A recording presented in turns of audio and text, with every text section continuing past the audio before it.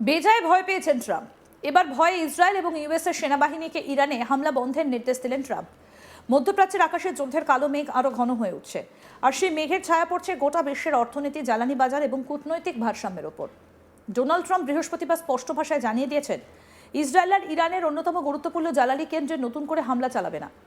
কিন্তু তিনি একই সঙ্গে এমন কঠোর সতর্কবার্তা দিয়েছেন যা পরিস্থিতিকে আরও বিস্ফোরক করে তুলতে পারে। ট্রাম্প স্পষ্ট বলছেন, যদি ইরান আবার কাতারের শক্তি অবকাঠামোর উপর আঘাত হানে, তাহলে আমেরিকা এমন প্রতিক্রিয়া দেখাবে যা আগে কখনো দেখা যায়নি। তার কথায়, প্রয়োজনে যৌথ পার্স গ্যাস ক্ষেত্র সম্পূর্ণ ধ্বংস করে দেওয়া হবে। এই বক্তব্য শুধু একটা হুমকি নয়, বরং মধ্যপ্রাচ্যের চলমান সংঘাতের মধ্যে শক্তির ভারসাম্য কোথায় দাঁড়িয়ে আছে তার একটা স্পষ্ট ইঙ্গিত। আর তাতেই প্রশ্ন, হঠাৎ এমন কথা কেন বললেন ট্রাম্প? তাহলে কি তিনি ভয় পেলেন? ঘটনার সূত্রপাত ঘটে যখন ইসরায়েল ইরানের যৌথ পার্স গ্যাসের ক্ষেত্রের একটা অংশে হামলা চালায়। ট্রাম্প তার বক্তব্যে জানান, এই হামলা মূলত ক্ষোভের বশে চালানো হয়েছে এবং পুরো ক্ষেত্রটা নয়, একটা তুলনামূলক ছোট অংশ ক্ষতিগ্রস্ত হয়েছে। কিন্তু এই ছোট আঘাতই বড় প্রতিক্রিয়ার জন্ম দেয়। ইরান এই হামলাকে সরাসরি চ্যালেঞ্জ হিসেবে নিয়ে দ্রুত প্রতিশোধের হুঁশিয়ারি দেয়। তাদের তরফে জানানো হয়, সৌদি আরব, সংযুক্ত আরব আমিরশাহী এবং কাতারের অন্তত 5টা জ্বালানি কেন্দ্রকে লক্ষ্য করে হামলা চালানো হতে পারে। এই হুঁশিয়ারি কেবল কথার মধ্যে সীমাবদ্ধ থাকেনি। খুব অল্প সময়ের মধ্যে কাতারের রাস লাফান ইন্ডাস্ট্রিয়াল সিটি, যা দেশের এলএনজি বা তরলীকৃত প্রাকৃতিক গ্যাসের প্রধান কেন্দ্র, ক্ষেপণাস্ত্র হামলার শিকার হয়। এই রাস লাফান শুধু কাতারের অর্থনীতির কেন্দ্র নয়, এটা বিশ্বের জ্বালানি সরবরাহ ব্যবস্থার একটা গুরুত্বপূর্ণ স্তম্ভ। এখানে আঘাত মানে শুধু একটা দেশের ক্ষতি নয়, বরং বিশ্ববাজারে গ্যাসের সরবরাহে বড় ধাক্কা। ট্রাম্প দাবি করেছেন, ইরান এই হামলা চালিয়েছে ভুল তথ্যের ভিত্তিতে এবং তারা বুঝতে পারেনি যে কাতার এই ঘটনার সঙ্গে কোনোভাবেই জড়িত নয়। তিনি আরও বলেন, যুক্তরাষ্ট্র এই হামলার বিষয়ে কিছুই জানত না এবং এটা সম্পূর্ণভাবে ইসরায়েলের একক সিদ্ধান্ত ছিল। এই বক্তব্যের মাধ্যমে তিনি ওয়াশিংটনকে সরাসরি সংঘাত থেকে দূরে রাখার চেষ্টা করছেন। কিন্তু বাস্তবে এই সংঘর্ষে যুক্তরাষ্ট্রের অবস্থান কতটা নিরপেক্ষ তা নিয়ে আন্তর্জাতিক মহলে প্রশ্ন উঠেছে।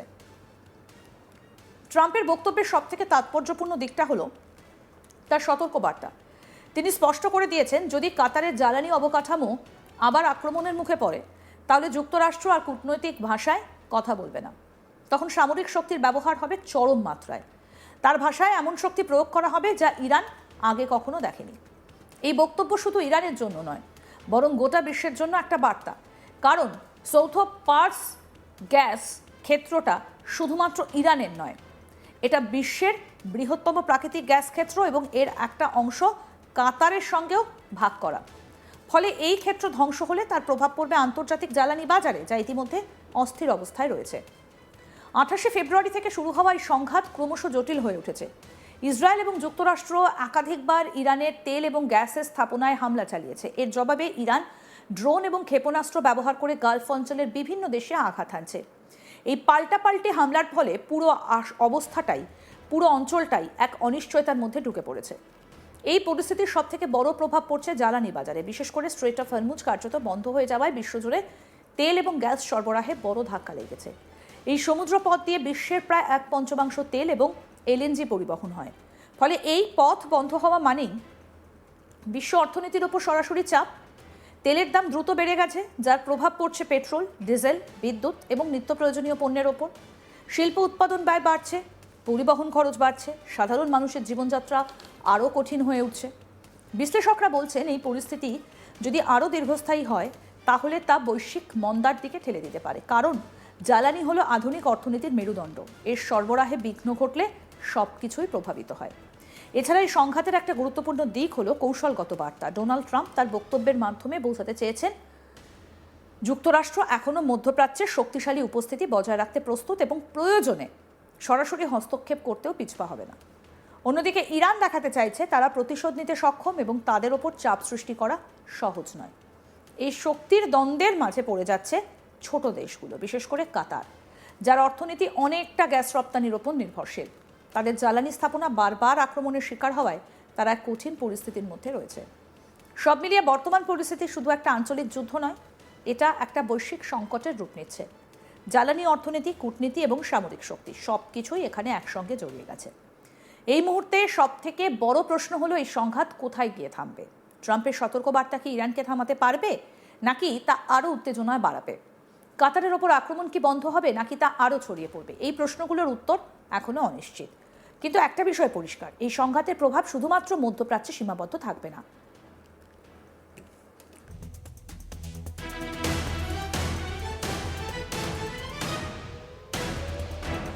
মধ্যপ্রাচ্যের এই যুদ্ধের প্রভাব ছড়িয়ে পড়বে বিশ্বের প্রতিটা প্রান্তে, প্রতিটা অর্থনীতিতে, প্রতিটা মানুষের জীবনে। আর সেই কারণেই এই যুদ্ধ শুধু অস্ত্রের লড়াই নয়, এটা ভবিষ্যতের দিক নির্ধারণের লড়াই।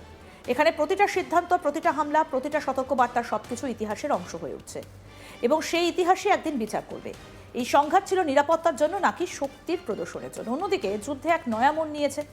এক সন্দেহজনক ড্রোনের দেখা মিলল ওয়াশিংটন ডিসির আকাশে। আর তারপরই সন্দেহ জানা পাচ্ছে, তাহলে কি ইরানের সেনা কমান্ডার গোলাম রেজা সোলেমানির মৃত্যুর প্রতিশোধ নিতে ড্রোন পাঠালো ইরান? কি হয়েছিল সেখানে?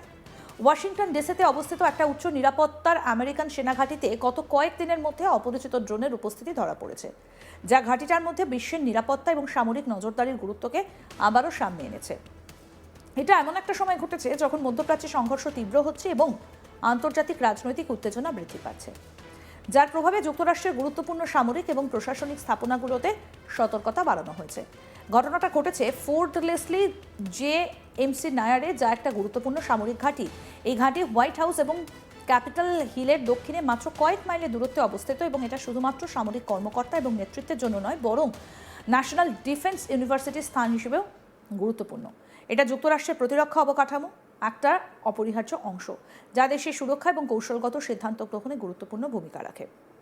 অন্যদিকে ইরানের অন্যতম প্রভাবশালী নিরাপত্তা কর্তা, যিনি দেশের অভ্যন্তরে ভিন্ন মত দমনে দীর্ঘদিন ধরে গুরুত্বপূর্ণ ভূমিকা পালন করে আসছিলেন, তার মৃত্যুর খবর সামনে এসেছে। তিনি হলেন গোলাম রেজা সোলেমানি।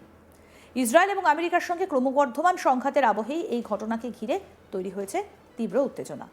মঙ্গলবার ভোরে সংগঠিত একটা নির্দিষ্ট হামলায় প্রাণ হারান গোলাম রেজা সোলেমানি। গত 6 বছর ধরে তিনি ইরানের বাসিজ মিলিশিয়া বাহিনীর প্রধান হিসেবে দায়িত্ব পালন করছিলেন। ইরানের ইসলামিক রেভলিউশনারি গার্ড কর্পস, সংক্ষেপে আইআরজিসির বিচার বিভাগ সংযুক্ত মিজান সংবাদ সংস্থার মাধ্যমে তার মৃত্যুর খবর আনুষ্ঠানিকভাবে নিশ্চিত করেছে। এই ঘটনাকে ইরানের অভ্যন্তরীণ নিরাপত্তা ব্যবস্থার জন্য বড় ধাক্কা হিসেবে দেখা হচ্ছে। বিশেষজ্ঞদের মতে এমন এক সময়ে মৃত্যু ঘটল যখন দেশটা একদিকে বাহ্যিক সামরিক চাপ, অন্যদিকে অভ্যন্তরীণ অস্থিরতার মুখোমুখি। স্বাভাবিকভাবে এরপরই শুরু হয়েছে চাঞ্চল্য। তাহলে কি সেনা কমান্ডার গোলাম রেজা সোলেমানির মৃত্যুর প্রতিশোধ নিতে ড্রোন পাঠালো ইরান?